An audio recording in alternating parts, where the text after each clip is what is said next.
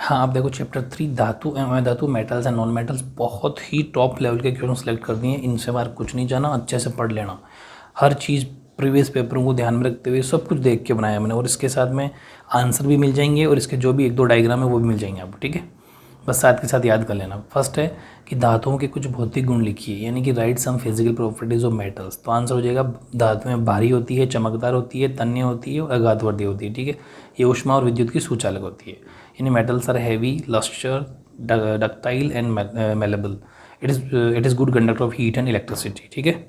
फिर सेकंड है आघातवर्तीयता से क्या तात्पर्य है, मतलब what is meant by malleability. तो देखो किसी पदार्थ को हथौड़े से पीटने पर पतली चादर में परिवर्तित हो जाने के गुण को आघातवर्तीयता कहते हैं, ठीक है। The property of turning a substance into their sheet when it is स्ट्रंग with a hammer is called malleability. Very important. तीसरा एक्वारेजिया क्या है, व्हाट इज एक्वारेजिया। तो एक्वारेजिया सांद्र हाइड्रोक्लोरिक अम्ल व सांद्र नाइट्रिक अम्ल को 3:1 के अनुपात में मिलाकर बना ताज़ा मिश्रण होता है जो सोने व प्लेटिनम को भी गला सकता है। यानी aqua regia is a fresh mixer made by mixing concentrated hydrochloric acid and concentrated nitric acid in the ratio of 3:1 which can dissolve gold and platinum, ठीक है। ऐसे क्वेश्चन नंबर 4 देखो, कौन सी धातु सामान्य ताप पर तरल होती है। आंसर हो जाएगा पारा। Which metal is liquid at normal temperature. Answer mercury. पारा का फॉर्मूला Hg होता है, ठीक है।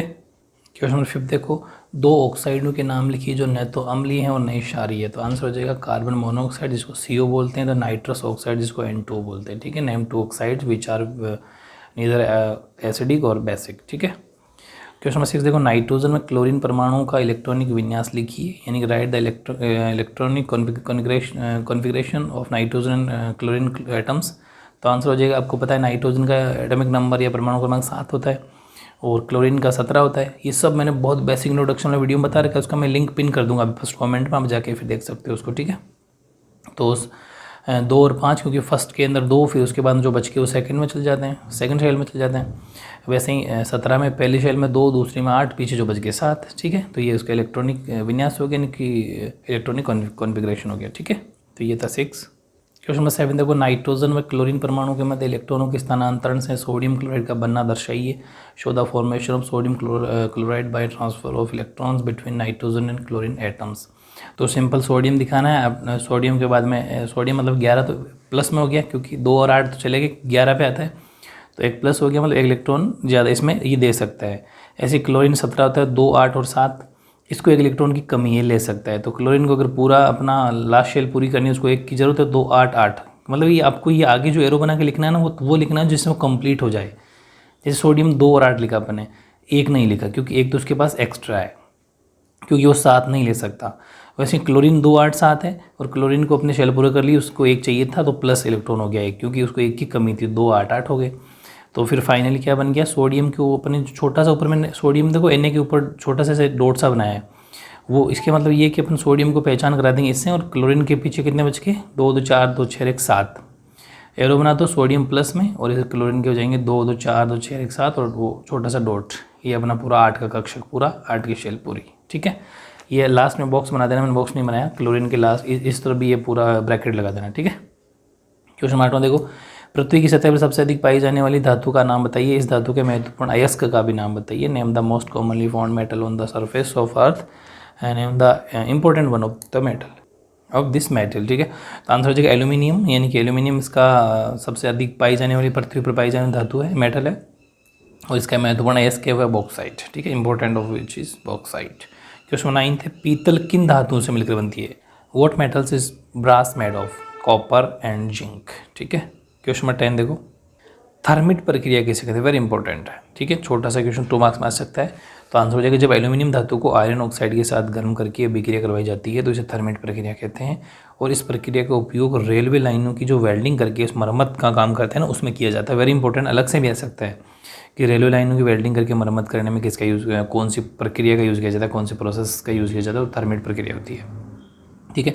और इस थर्मिट प्रोसेस कॉल्ड, आंसर हो जाएगा when aluminium metal is heated and reacted with iron oxide, it is called thermite process, और this process use to repair railway lines by welding, ठीक है। क्वेश्चन 11 देखो, name the liquid non metal, very very important 1 marks में। तरल धातु एक ही होती है, ध्यान रखना, मात्र और मात्र सिर्फ एक, वो है ब्रोमीन। वेरी इंपॉर्टेंट है, वेरी इंपॉर्टेंट, ओनली 1 होती है ब्रोमीन। क्वेश्चन नंबर 12 देखो, उपधातुएं क्या हैं? किन्हीं 5 उपधातुओं के नाम लिखिए, वेरी इंपॉर्टेंट है। तो आंसर है कुछ पदार्थ धातु और अधातु दोनों के गुण प्रदर्शित करते हैं, ऐसे पदार्थ को उपधातु कहते हैं। 5 उपधातुओं के नाम, तो आर्सेनिक जिसको AS से दिखाते हैं, polonium PO, silicon SI, antimony SB और 5वें है टेलुरियम TE। ठीक है, इंग्लिश में देख लो, what is metalloids, name any 5 metalloids. तो आंसर हो जाएगा some substance exhibit properties of both metals and non metals. ठीक है, such substance are called metalloids. और 5 metalloids are arsenic AS, polonium PO, silicon SI, antimony SB और tellurium. ठीक है, TE। ये था आपका 12 क्वेश्चन। क्वेश्चन नंबर 13 देखो, ए धातु क्या है, इसका दैनिक जीवन में क्या महत्व है? ठीक है, तो वे तत्व जो धातुओं की तरह व्यवहार नहीं करते हैं अधातु कहलाते हैं। कमरे के ताप पर अधातु या तो ठोस होती है या गैस, लेकिन ध्यान रखना अधातु सिर्फ और सिर्फ ब्रोमीन ऐसी थी जो लिक्विड भी होती है। आप चाहो तो वो लाइन भी लिख सकते हो कि कमरे के ताप पर धातुएं अधातुएं या तो ठोस होती है या गैस।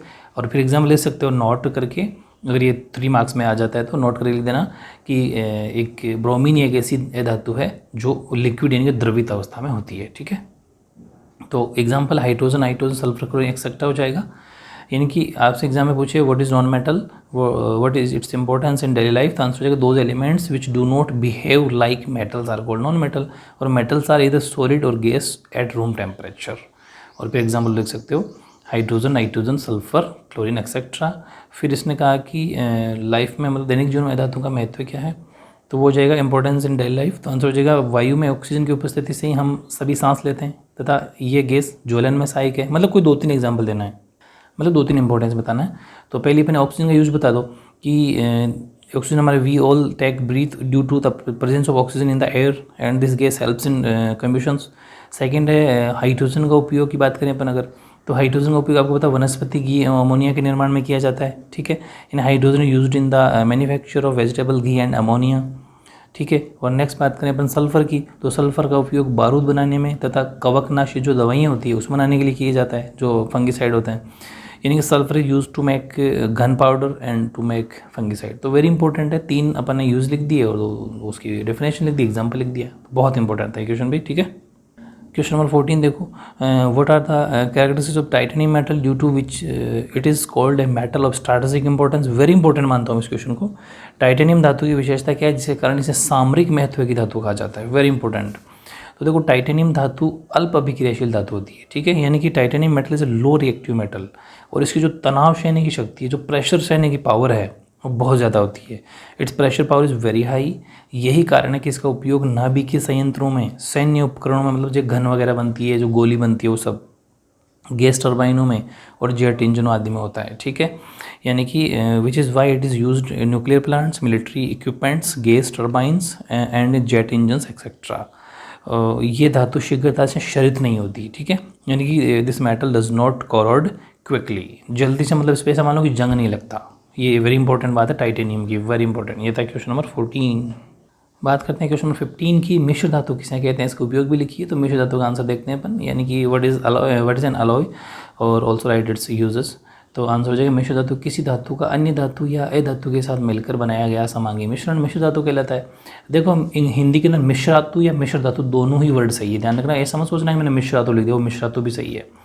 जैसे कि पीतल है, कांसा, स्टील, आपको पता है पीतल, कांसा, स्टील ये सिर्फ एक धातु से नहीं है, दो धातु से, 3 धातु से मिलकर बने होते हैं। तो जो मिक्सर होता है वो कहलाता है, ठीक है, लोई। यानी कि a homogeneous mixture of a metal with another metal और non metal is called an alloy. Example जैसे कि ब्रास है, ब्रॉन्ज है, स्टील एक्सेट्रा। ठीक है, यानी कि मतलब कि पीतल, कांसा, स्टील आदि। फिर इसने पूछा उपयोग, तो मिश्र धातुओं का उपयोग लिख देते हैं अपन। यूज ऑफ अलॉयज, फर्स्ट है संक्षारण रोकने के लिए उपयोगी, जैसे कि लोहे तथा जिंक से बनी मिश्र धातु पर जंग कभी नहीं लगता, तो मतलब जंग रोकेगी, ये कोरोजन को रोकती है। तो useful to prevent corrosion, for example alloys made of iron and zinc do not rust. ठीक है, सेकंड है घरों में मिश्र धातुओं का उपयोग बहुत अधिक होता है, आपको पता है, जैसे कि बर्तन है, पंखे है, अलमारी है, इन सब में ये मिक्स धातुओं के बने होते हैं ताकि जंग ना लगे। ठीक है, alloys are used extensively in homes such as अपन यूटेंसिल्स, फैंस, कबोर्ड्स एक्सेट्रा। ठीक है, इनमें अपन यूज़ करते हैं। क्वेश्चन नंबर 16 है differentiate between calcination and roasting, यानी निस्तापन और भर्जन में अंतर बताइए। वेरी इंपॉर्टेंट क्वेश्चन है। तो एक बार हिंदी में देखो, हवा की सीमित सप्लाई में अयस्क को गलन के ताप तक गर्म करके उसमें से नमी और वाष्पशील पदार्थों को अलग करने की क्रिया को निस्तापन कहते हैं। जबकि हवा की मुक्त सप्लाई में इसको गलन से कम ताप पर गर्म करके ऑक्सीकृत करना भर्जन कहलाता है। मतलब दोनों एक दूसरे उल्टे हैं, ठीक है।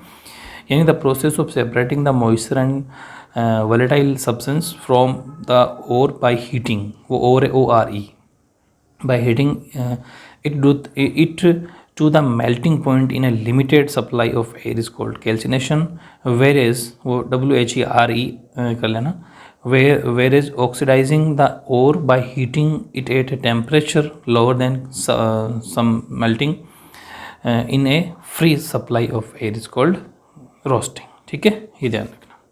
स्मेल्टिंग है वो SMELTING, स्मेल्टिंग हो गया। और ऐसे क्वेश्चन नंबर 17 देखो, व्हाट इज़ एनोडिजेशन, यानी कि एनोडीकरण किसे कहते हैं। ये भी वेरी इंपॉर्टेंट है, 1 मार्क्स से 2 मार्क्स में क्वेश्चन आ सकता है। तो एल्यूमिनियम पर मोटी जो ऑक्साइड की परत होती है वो बनने की प्रक्रिया को एनोडीकरण कहते हैं। Process of forming a thick oxide layer on aluminium is called anodisation, ठीक है। ये था क्वेश्चन नंबर 17। अब एक मैं क्वेश्चन नंबर 18 ले रहा हूँ। किसी धातु पर भाप की क्रिया को दर्शाने के लिए प्रायोगिक व्यवस्था का नामांकित आरेख खींचिए। आया हुआ क्वेश्चन है, डायग्राम पूछा था। With the help of A label diagram show the experimental setup of action of steam on a metal, ठीक है। तो मैं डायग्राम की आपकी पिक लगा देता हूँ। ये वाला डायग्राम आपको देखना था। इस डायग्राम को आप बना सकते हो, वैसे आपकी बुक में भी डायग्राम मिल जाएगा, तो इजीली इसकी प्रैक्टिस कर लेना, वेरी इंपॉर्टेंट है। इसके भी आने के पूरे चांस है, ठीक है। तो इस तरीके से एक से बड़े एक क्वेश्चन है ये, इनके बाहर कुछ नहीं जाना, बस इनको एक बार अच्छे से पढ़ लेना, 100% पढ़ना, लेकिन है ना समझते हुए। आपके एग्जाम बहुत अच्छे होंगे, ठीक है। उसके लिए आपको ऑल द बेस्ट, ओके।